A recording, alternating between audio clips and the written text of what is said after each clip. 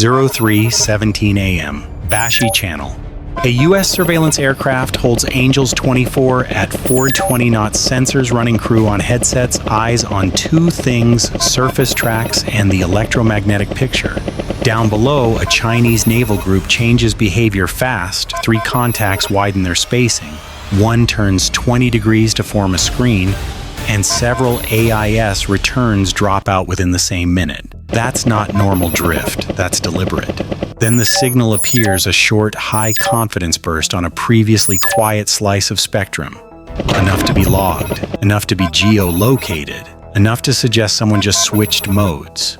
So here's the question: was the aircraft still watching them, or did they just start watching it? The Bashi Channel sits at a seam line in the Western Pacific, between Taiwan's southern tip and the northern Philippines. For planners, it's not a headline location, it's a corridor, a place where surface groups transit, submarines slip, and aircraft collect the kind of routine data that prevents surprises later. In this space, routine is the whole point. Everyone wants to normalize their presence without conceding anything. For the United States and its partners, persistent surveillance is a way to build pattern of life. Who moves, when they move, how formations behave in different weather, which ships lead, which ships follow, what emissions appear only during certain drills. The value isn't one dramatic intercept. It's the slow accumulation of normal baselines so that when something changes, spacing, speed, emissions, communications discipline, it stands out immediately. For China, the same corridor is about control and message discipline. It's a place to demonstrate that a navy can organize, screen, and maneuver under observation without being predictable. In gray zone competition, that matters. You don't need to fire a shot to win a decision cycle. If you can force the other side to back off, change altitude, reroute, or waste hours verifying a contact, you've already shaped behavior. That's why the unusual pattern in the minutes before the signal matters. Warships don't randomly tighten into a screen and shed AIS returns at the same time unless there's a reason. A drill, a security posture change, an attempt to conceal a unit, or a planned interaction with something else in the area. And emissions rarely appear by accident. Even a short burst can be a cue, someone checking whether they're being tracked, switching to a different sensor mode, or pushing a quick data handoff to tighten the picture. The risk is that both sides can be right at once. One side says it's lawful surveillance, the other says it's a provocation. In that gap, the most dangerous thing is not intent, it's misinterpretation at speed, with real aircraft and real ships closing distance. By 2:40 a.m., the mission had already been running long enough for the crew to stop talking in full sentences. Everything became shorthand.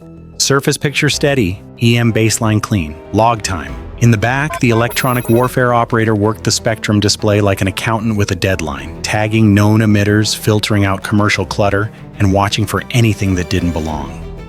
The tactical coordinator, TACO, kept one eye on the surface tracks and the other on the aircraft's clock. In surveillance work, the clock is a weapon. If something pops for 3 seconds and you miss it, it's gone. If you catch it, you can compare it to months of past missions and tell whether tonight is different.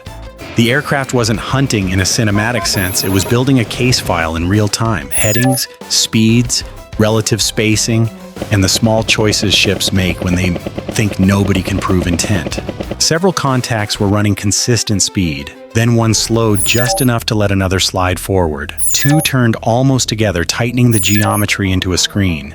A third drifted wider, like a picket. That pattern had a purpose, either to protect something inside the formation, or to create a controlled interaction with whatever was above them. The crew's ground support cell, analysts watching the same picture via secure links, sent a short note. Spacing change matches prior security posture profile. Watch emissions. In the cockpit, the pilots kept the aircraft steady, no sudden turns, no theatrics, because changes in behavior become part of the message. The mission was to observe without escalating, but observation has a cost. The moment you log an emission, you also admit the other side can choose when to show you something. Down on the water, in a ship's combat information center, someone else may have been watching a different screen, one that showed the aircraft as a track, a bearing, a problem to manage. The ocean didn't change, the night didn't change, only the posture did. Because once a fleet shifts formation and the spectrum wakes up, the next question is always the same. Are you still collecting? Or are you being shaped? 3:19 a.m. The surface plot updates again. The same ships, same area, but the geometry is now intentional. One contact holds center line, two widen left and right to create a screen. Another sits farther out like a tripwire. If you've watched enough formations, you don't need drama to recognize posture.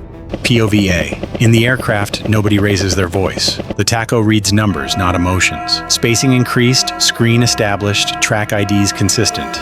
The EWO keeps the cursor parked over the burst that just happened, pulling a short capture and tagging it to the mission timeline. It's not a movie moment, it's evidence. Time, frequency band, duration, confidence. The ground cell sends another line. Second burst possible, watch same band. The crew doesn't chase anything. They do what keeps them alive and useful. Hold steady parameters. Keep a predictable track. Keep the sensors consistent so the data is comparable. Any sudden maneuver can be interpreted as reaction, and reaction can be exploited. POV, B, on the water. Inside a combat information center, the logic is different, but the discipline is the same. You don't need to know the aircraft's crew to predict what they want. Collect, classify, stay on station. If you're the ship commander or the watch officer, your goal is to control risk and control narrative. You don't want a collision, you don't want a headline, you do want the aircraft to understand it's being managed. So the formation holds, the screen stays tight, emissions stay minimal, bursts, not beams. The message is calibrated, we see you, we can choose when you see us. 3:26 a.m. The U.S. aircraft picks up a new track on the edge of the picture, fast-moving, airborne. The TACO doesn't announce it like a surprise. He calls it like a checklist item, air contact, bearing change, possible intercept profile. In the cockpit, the pilots maintain course. They don't dive, they don't climb aggressively, they keep the aircraft stable because stability is safety. The crew runs through the standard mental math, closure rate, lateral separation, time to merge if the contact continues. 3:29 a.m. The interceptor, unidentified in the moment but clearly military, closes in a way that removes ambiguity. It's not passing miles away. It's coming to a distance where body language matters, where wing dips, nose alignment, and relative altitude are read as intent. The aircraft's internal voice circuit tightens, short calls, no commentary. Contact left, range decreasing, maintain. 3:31 a.m. The pass happens. Close enough to be unmistakable, not close enough to be an accident, unless someone makes it one. The U.S. crew feels it as a physical change, a brief turbulence wake, a slight vibration through the airframe. The pilots keep hands steady. The TACO marks time again. The EWO keeps recording because this is now both operational and legal. The interceptor slides forward, then slightly above, placing itself where it can be seen and filmed.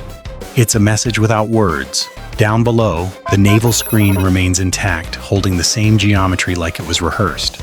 And then, almost as if to underline the entire exchange, one more short signal hits the spectrum. Same band, same behavior, right as the interceptor stabilizes. Coordination, timing, a controlled sequence.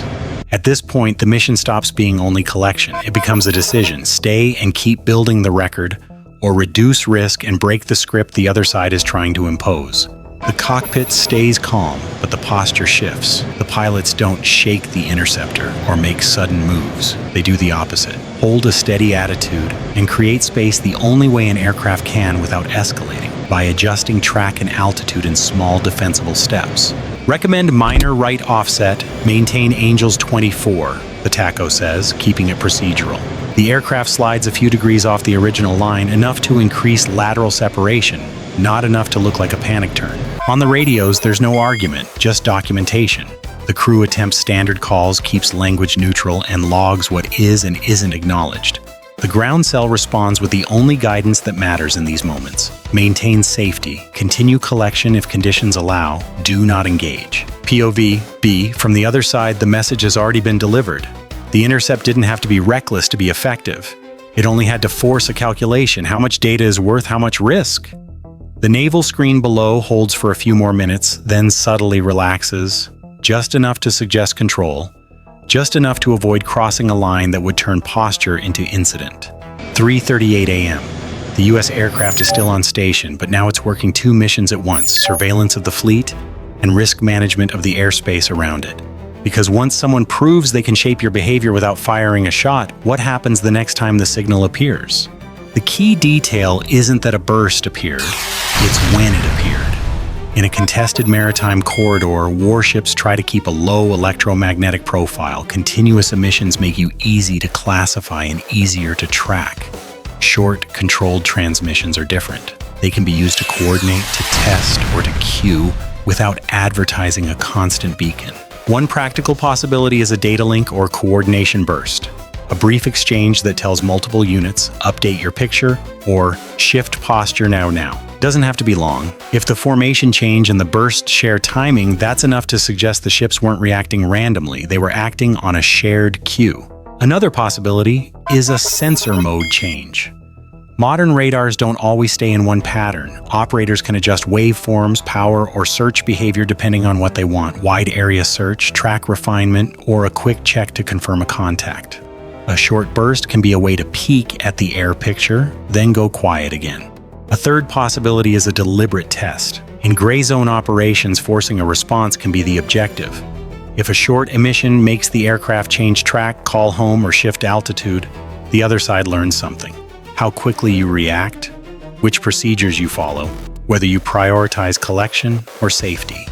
What matters for the story is the decision cycle.